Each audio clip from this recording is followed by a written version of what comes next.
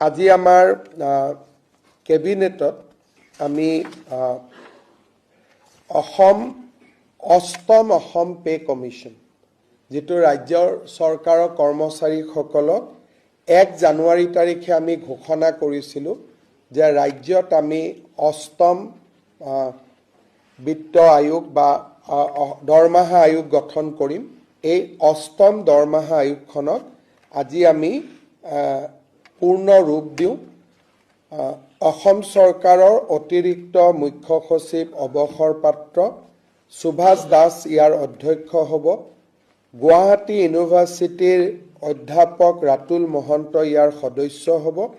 বাকী আমাৰ বিত্ত বিভাগ, পাৰ্চনেল ডিপাৰ্টমেণ্ট, জুডিচিয়েল ডিপাৰ্টমেণ্ট আদিৰ কমিশ্যনাৰসকল এই আমাৰ আয়োগৰ সদস্য হ'ব।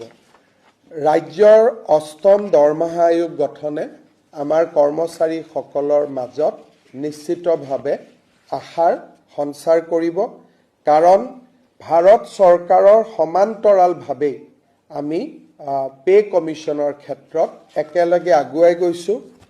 ভাৰতত এতিয়ালৈকে কোনো ৰাজ্য চৰকাৰে পে কমিশ্যন গঠন কৰা নাই। অসম এই ক্ষেত্ৰত এখন অগ্ৰণী ৰাজ্য হিচাপে